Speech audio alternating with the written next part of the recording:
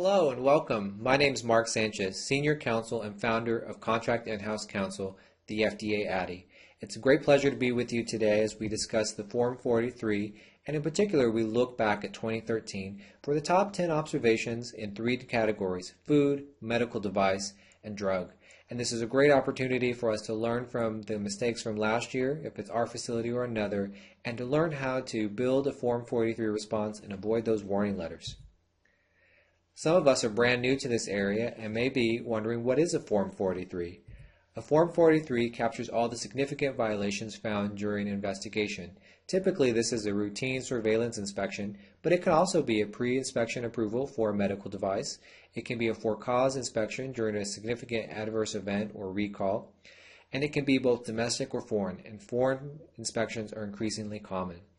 These are all captured in the FDA Form 43, which is reported to a district director or a center director, along with something called an Establishment Inspection Report, an EIR. This tells the FDA side of the story about the facility, about the violations, and whether additional enforcement actions are required. There's only 10 days to respond to the Form 43. It's not a lot of time, but it's enough time to communicate to the FDA that you understand the issues and that you're on top of the case. Significant violations on their own lead to a warning letter. We can't avoid that. Some violations are too serious, but a poor response can also lead to a warning letter, and that is something we can avoid. Too often we shoot off a response before we've given it thought. We provide a very angry response that indicates that we're not really understanding the violations. We do something to say we're not understanding and we're not complying, and that can lead to a warning letter. Some facilities do great and they have an inspection and everything goes fantastic and no Form 43 is issued. But it's still important to build a best practice where a written response is given as a bookend to that inspection. The FDA always says during inspection, if it's not recorded, it didn't happen. And it's the same thing here. If the FDA has conducted an inspection, we want to make sure we capture that, record it, and send that off to the agency so we have that record. So now we're going to jump into our first category, the top food observations for 2013. The top 2013 observations are unchanged from 2012, 2011, and really going back at least 7, if not 10 years, this list has stayed relatively stable, moving with up and down between the list, but always these observations in the top 10. That's likely to change as we talk about the Food Safety Modernization Act, and that's going to bring in some new penalties and some new enforcement tools. But for right now, this list is incredibly stable. You'll also notice that this list is all focused on process. There's nothing in here about adulteration or misbranding, allergies or outbreaks. Those sort of significant violations or breaches of the statute are going to be captured in an import alert, a seizure, a warning letter already issued based on a review of the label. Those kind of serious things will be followed up by another enforcement tool. And that enforcement tool will typically lead to inspection to look at what process was failing that allowed that type of adulteration or misbranding to occur. But if you're in a surveillance inspection or a pre-approval inspection, you're typically going to find that they're all process oriented. So this list is unchanged. So for a food facility, it's incredibly important to study and to understand these violations and make sure when the FDA arrives that at least these 10 are covered. Next, we're going to look at the drug observations, which has been stable for the past few years, but this year we saw 3 observations that were much lower in the list come to the top 10, which tells us something is going on within the agency. And it may be that this year was an increased focus on compounding pharmacies. This came in for cause and surveillance inspections as there were some outbreaks and different issues. And that may be why we saw these new observations come into the top 10 list. But overall, it's a very stable list, and again, very process-focused.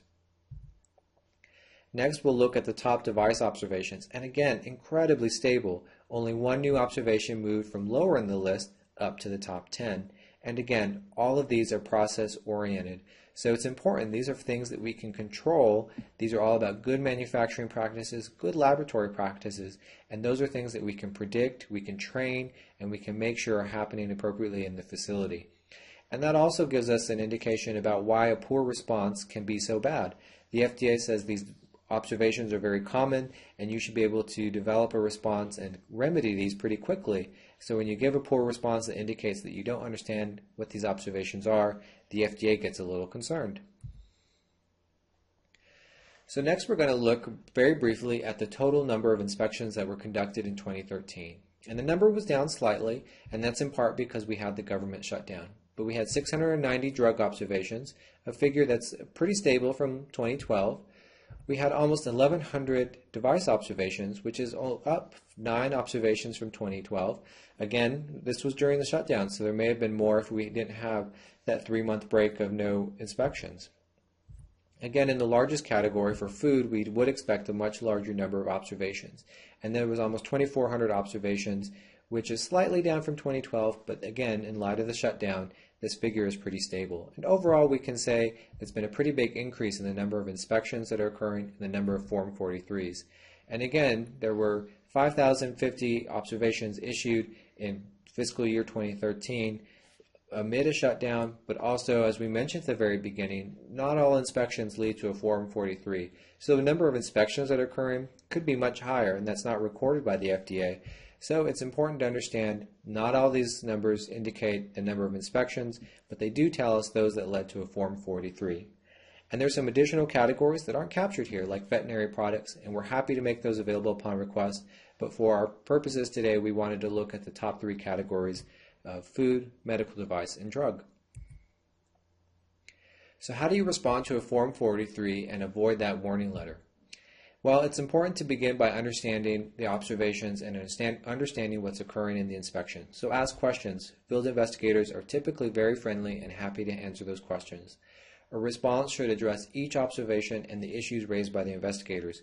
Don't just give a general answer that talks about a theme or a particular issue that may not be related. Actually get to the observations. Be specific in how the observations will be corrected. Again, these are all process oriented. We can go through and we can correct the process. We can introduce a new good manufacturing practice, a new training. There's lots of ways that we can fix this process. So we need to be specific. Avoid angry or hasty responses. The FDA isn't interested in your opinion or your anger or anything like that. They want to make sure that you understand these violations and you're taking steps to protect your consumers, because ultimately by protecting your consumers, you're protecting your brand. And that's what the FDA is trying to get here. And they want to make sure you understand the violations, and an angry or quick response isn't going to communicate that. Next, don't raise legal issues without consulting an expert. There are legal challenges to the observations, talking about whether or not it's required in the regulations, or whether or not there's an enforcement history for the FDA to take that action. There are a lot of ways that we can legally challenge the observations. We can do it in the Form 43 response, in the warning letter response, but we've got to make sure that that is an appropriate legal challenge and it's one that will hold up scrutiny. So this can't be made without consulting an expert, really. It's been a great pleasure speaking with you, and I hope this has been helpful. If you have any additional questions, please feel free to contact us. We're always happy to provide some complimentary feedback. So again, thank you for visiting, and thank you for listening.